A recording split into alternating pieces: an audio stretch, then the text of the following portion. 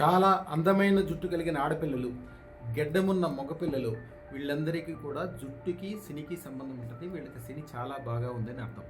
అందుకని వీళ్ళు ఎప్పుడు కూడా శనివారం రోజున కొద్దిగా నువ్వులు, నల్ల నువ్వులు కానీ వీలైతే నల్ల నువ్వుల నూనె కొద్దిగా తలకి రాసుకొని శనీశ్వరాయ సర్వైశ్వర్యం దేహి ప్రేచ్ఛ స్వాహ అని 108 సార్లు చదువుకుని తర్వాత ఓం నమ శివాయ చదువుకోవాలి. శనికి సంబంధించినది కానీ నవగ్రహాలకు సంబంధించిన కానీ ఏది చదువుకున్నా ఏమంటే ఓం నమ శివాయ తప్పకుండా మగవాళ్ళు చదవాలి.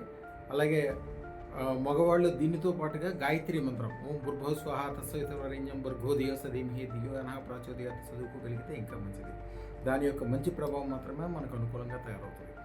అత్యధిక సంపద, పెద్ద ఇండస్ట్రీ పెడదాం అనుకుంటున్నాం, పెద్ద వ్యాపారం చేద్దాం అనుకుంటున్నాం, పెద్ద వ్యవహారం చేద్దాం అనుకుంటున్నాం, ఈ తంత్రం అప్పటికప్పుడే ఫలిస్తుంది. మీరు శనివారం రోజున చేస్తే ఆదివారం వరకు మీరు అనుకున్న పని స్టార్ట్ అయిపోతుంది. ప్రభుత్వ అధికారులు అంటే వారు కూడా శని సంబంధం, అంటే ఉద్యోగం చేస్తుంటారు కదా, ఉద్యోగస్తులు, అలాగే వృత్తులు, మీ కింద పనిచేసేవాళ్ళు, వీళ్ళందరికీ కూడా మీకు అనుకూలంగా ఉండాలంటే ఈ తంత్రం చేస్తారు. ఈ తంత్రము ఉత్తర భారతదేశంలో అత్యధిక ప్రముఖంగా చేస్తారు. కొన్ని కంపెనీలు వాళ్ళ దగ్గర, ఇప్పుడు రిలయన్స్ ఉందనుకో, కొన్ని లక్షల మంది పనిచేస్తారు వాళ్ళ దగ్గర, అందరూ అనుకూలంగా పనిచేస్తారు. ఎంతమందినైనా అనుకూలంగా చేసే శక్తి దీంట్లో ఉంటుంది.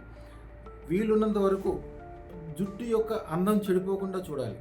వెంకటేశ్వర స్వామి దగ్గరికి వెళ్ళిన తర్వాత అందరూ జుట్టు వస్తారు. ఎందుకు వస్తారంటే శని అక్కడికి వదిలేసి వచ్చేస్తున్నాం అని అర్థం. మీకు ఆల్రెడీ ఉన్నదాన్ని మీరు పాజిటివ్గా చేసుకోండి. వదిలేయాలంటే వెంకటేశ్వర స్వామి దగ్గర తల నీలాలు సమర్పించి రావాలి. ఈ మంత్రం చాలా స్పష్టంగా ఉంటుంది, చాలా గొప్ప రిజల్ట్ అప్పటికప్పుడు ఇస్తుంది. శుభం భూయాత్, శుభం భూయాత్, శుభం భూయాత్.